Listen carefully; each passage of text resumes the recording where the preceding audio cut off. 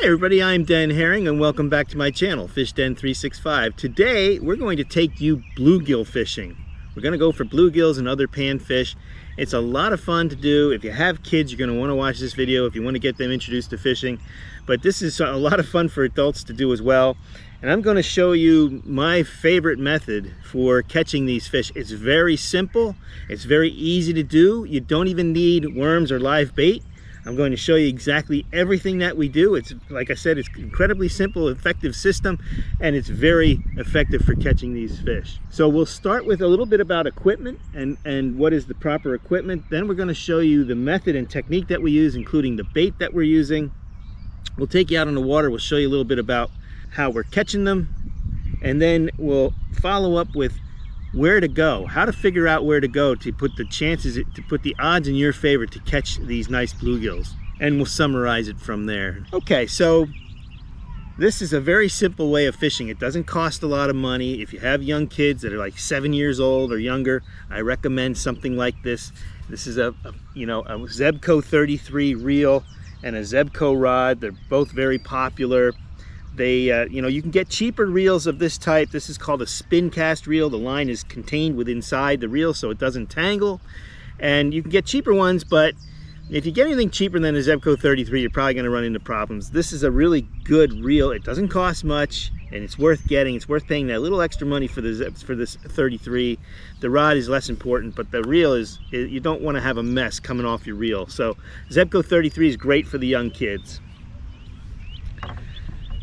For your older children, if you have somebody maybe in that 10-year-old range, this is a spinning rod and spinning reel. This is an ultralight rod made by Akuma. It's a little bit more expensive than this first outfit, but not much. And then I have a Shimano Symmetry reel, which is a pretty good spinning reel. You can get away with one that doesn't cost that much and have a really good experience. It's got to be an ultralight. You want to have a very light ultralight spinning rod, spinning reel, because these fish are not very large, and so they fight much better on this, and it makes it much more exciting to catch them this way. But more importantly, it's the right rod and reel to throw these tiny little baits out that we're going to be throwing. You need something light to be able to throw these lightweight baits that we'll show you. And then for our older fishermen out there and for the adults, I would recommend, if you want to try this, this is a bait cast. This is called a bait finesse system. And believe it or not, it'll cast this tiny little bait here. This is a little jig with a grub. We'll get into that in a few minutes. But this is a Dobbins Sierra rod. It's a 0 power rod, so it's extremely light. And then I have it paired up with a Cast King Valiant Eagle 2 reel, which is a BFS, a bait finesse system reel. And the nice thing about using bait finesse with this type of fishing is you can throw it as far as you can with the spinning rods with this new technology here, but it's also much easier to control your cast and make more accurate casts if you want to. So those are some of the rods, and obviously this is going to be more expensive, right? This is going to be more than $100, maybe closer to $200 or more dollars when it's all said and done to get this kind of outfit. So that would be for someone who's older, who's more into this, maybe the adults, maybe the mom and dad, but it's a really good thing to fish with. All right, let's talk about the bait a little bit. So very simple thing that I'm using here. You don't really need anything else other than this. It's called a Trout Magnet, and it's just this little soft plastic grub.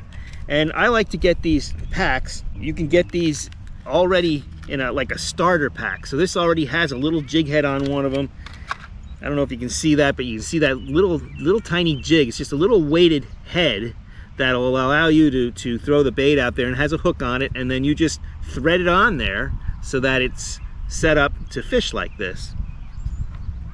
And one of these packs, a pack like this will last you a year. I mean, these things hold up really well. You can catch multiple fish on them before they begin to tear. And they usually come with a bunch of extra grubs, as you can see here. I got there's 7 of them that are in this thing. And then it also has an extra jig head, and their hooks are always nice and sharp. You shouldn't be able to rub it across your thumb. I can't, it's stuck in there. You want sharp hooks. That is the perfect jig head. It already comes with it. You can't beat it. It's just really, really good. And they're cheap. They don't cost very much. And when it comes to trout magnets, my favorite for bluegill is this yellow and orange color. That's my favorite, but I like these two as well. Sometimes if they don't go for yellow and orange, pink is really good and white is good. So that's all you need. Yellow, orange, pink, white. You'll catch plenty of fish with those colors. If you can only get one, get this yellow and orange. This yellow and orange color works very, very well. And that's all you really need. Now we add a float to this too. I like to use one of these little soft foam floats, and it has a little cap on it. You just pull that off, and there's a slit in the float, so you don't have to cut your lure off the line. You just line it up with the slit. So once you put your line in here, now my float is in there, and then all I have to do is poke this into the hole, and I'm ready to go. I have my float all set up and ready. I can adjust the length of leader by just sliding it up the line, or I could slide it down a little lower. If I'm fishing shallow water, which I usually recommend to do for this kind of fishing, is to find a shallow pond or shallow lake, I usually have it about this far. 12 to 15 inches is all you need, unless you're fishing deeper water. And this is why I recommend shallow water for bluegill fishing, especially for beginners. You're much more likely to find the fish. There are big bluegills that live in deep water, but it's hard to find them. So if you pick a shallow pond or a shallow lake, then they can't really hide on you, and you know, they can't get into deep water on you. So you just search for them, keep this thing down about a foot or so from the bobber, and you're good to go. And when a fish goes to eat this, it'll pull this under the water. You'll see your bobber go into water, you pull back on your rod and reel, and you've got a bluegill or whatever panfish you're having in your system. It's a whole lot of fun to watch the floats go under the water. It's just a really nice way to fish, and a really easy way to just enjoy an afternoon or evening with your loved ones. It's very relaxing, and it still can be a lot of fun. And also, if you like these, you know, these panfish are good eating, and so crappies and bluegills, perch, they taste good. And so there's another thing, that if you have an interest in getting a few for the dinner table, this is a great way to catch for that as well. One of the things that I'll do, I always like to start with the lightest float possible, and this is very light, so I won't go any lighter than this, or I'll have a hard time casting. But I like to start with the light float because it hardly makes a splash on the water, so it won't scare the fish, and then I can catch the fish that are around me. And then once I feel I've caught most of them and I need to go farther, I'll take a heavier bobber like this one, and I'll be able to throw it 3 times as far as this. So now I can cover more water further out and catch more fish still.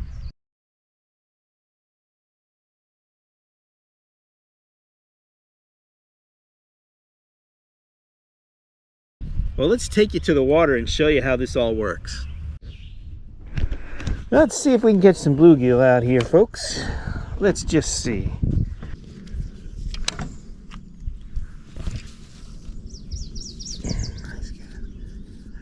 Oh, there's one already. Oh, that didn't take long. What do we got here? Just gotta get out there further, that's all. Oh, he's fighting hard. Bring him in here. Beautiful bluegill. All right. You didn't take long to eat this thing, did you? Nice, beautiful bluegill there. Back he goes. Another one. Another one, folks. This one's smaller. Beautiful yellow belly on this one, though. Ouch, he spined me. All right, there we go.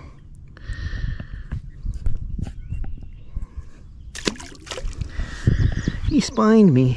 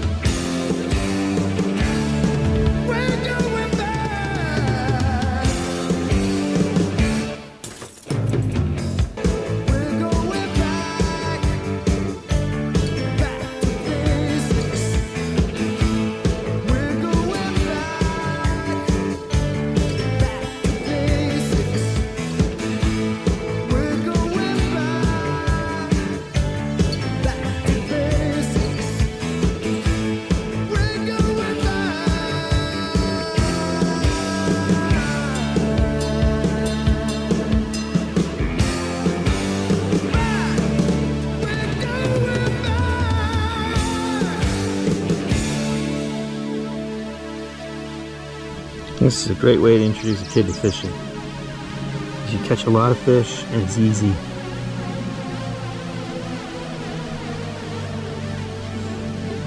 And for us adults, it's not bad either. It's kind of fun to just have a relaxing hour or two out here in the afternoon and whacking some of these guys on light line and light gear. Not bad at all.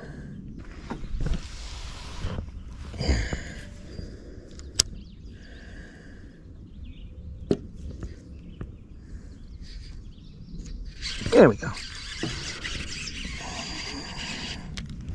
Uh-oh. And the weeds on me. There we go. We're back in action with another bluegill. Not as big as the last one, but pretty nonetheless. Ouchie. Well, you gotta watch their spines. Gotta look at this one for you. Oops. Alright. Got one there.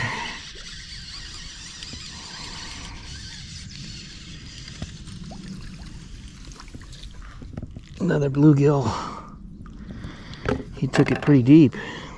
I need the pliers on this bad boy. Whoop! No, I don't need the pliers. Long distance release. That's all right with me. A little boy. A little guy. There's one.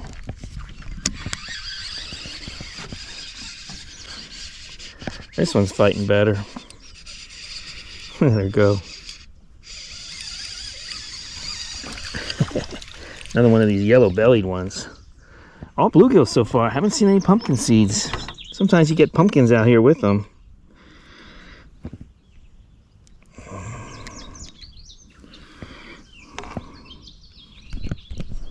Look at that yellow breast. They are pretty.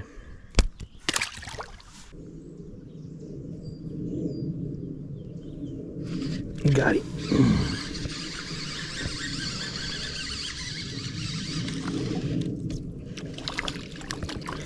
Look at this one. Hey, we just mentioned pumpkin seeds. Voila! Pumpkin seed. Look at the pretty specks on this guy. Get a hold of you. I want to show the camera here. Wow. That's a nice pumpkin. Look at the prettiness on this thing. Look at that. Look at that markings on the gills here. Really, really pretty. Look at that red gill plate.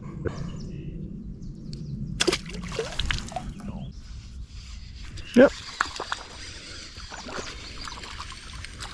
Looks like we got another crappie. Another black crappie. Okay. I'm gonna let you go. Let me get a hold of you here, paper mouth. There he is. Beautiful. Pretty crappie.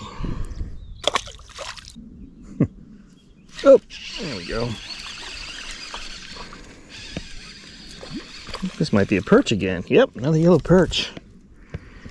Boy, there's a lot of panfish in this lake. Man, oh man. Lots of food for the bass. This is perfect food for a big bass right here. Perfect size for a big largemouth. Good meal for a largemouth right there. Look at that beautiful dorsal fin and the orange fins underneath there, pectorals. Pretty cool.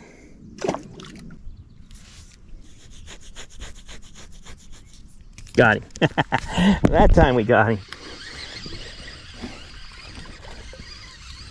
I think it's another crappie. Yeah, crappies are playing with it.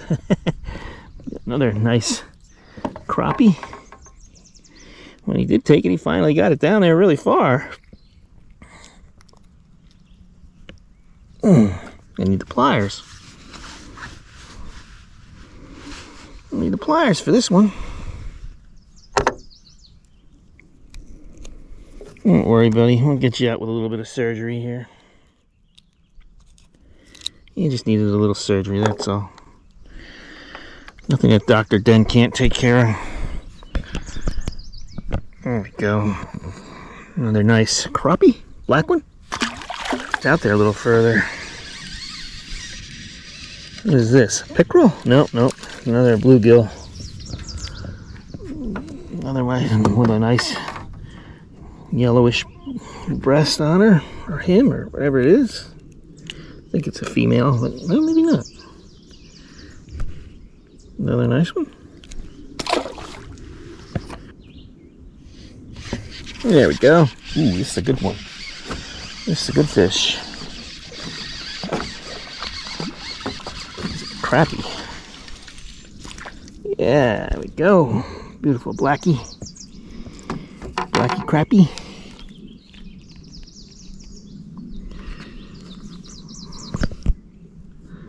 They're a nice one. They all seem to be the same year class that we're getting in here. They're little, but they're going to grow up and get nice. They get big in this lake.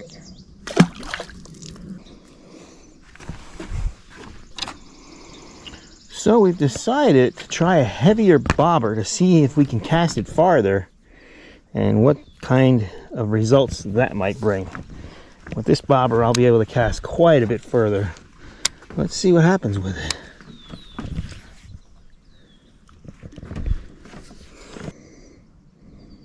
Ooh, there's one. Oh, ooh, there's a bigger fish. All right. It helps to get it out a little further. That's what we thought might happen. Let's see what we got here. It's fighting like mad, whatever it is. Big bluegill. Yeah, it's one of the bigger ones too. Yep. Bigger class of fish out there too, apparently.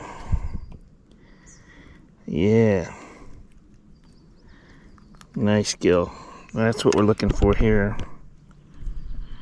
One of those dark ones, but a big one. Handful.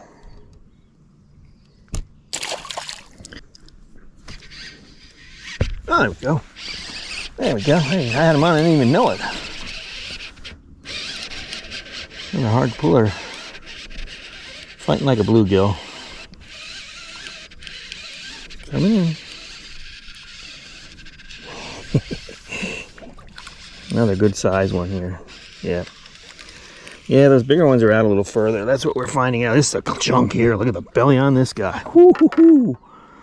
Big chunk. Big chunkin' bluegill.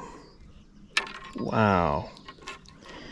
I can't get him to get those spines to go down. He wants to spine me bad. Alright, Mr. Chunkin' Bluegill. I just want to get your camera on you and show the folks how big you are. You're a chunk. Kapunk. That sun going down over the hill. What a pretty evening.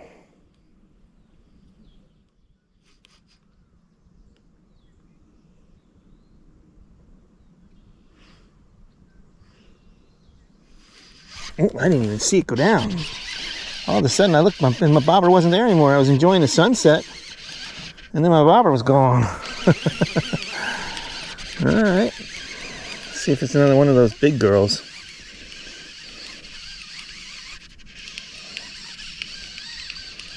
Maybe not quite as big. Maybe. She's pulling. Oh, now she's in the weeds on me now. Alright, come on up here, buddy. Nah, that's another good one. The chunkers are out there further. That's what we've learned here. Yep. They're out in deeper water. But they are chunkers. You can see the bait right here and the bluegill there. Beautiful. And some of the bigger crappies are out there too, apparently. That's probably the... Not that he's a giant, but it's one of the bigger crappies that I got today. As the sun's going down. Another hefty bluegill. She ate it tentatively like those crappies were eating it.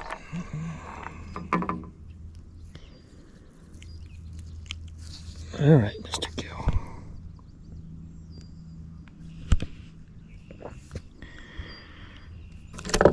There you go. There we go. Ooh, taking drag. Gee whiz. What is this? Fighting like a bluegill. Yep, another biggie. Another big mama.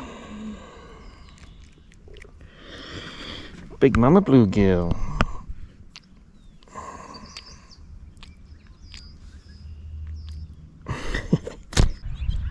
All right, so now we have to talk about where do you go to catch these? Where do you go to find these fish? Because you can get frustrated if you go to the wrong place. You know, you might not have any fish, or they might be so small they can barely get on the hook. You want to catch some of those bigger bluegills if you can, and perch and crappies.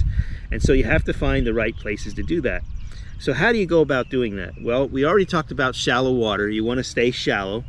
If you can find a small body of water that doesn't get fished a lot, like a farmer's pond or some pond that doesn't have a lot of people fishing it, usually those can be pretty good. Now sometimes the fish can be stunted in there, meaning there's too many of them and they're little, but oftentimes they'll be bigger.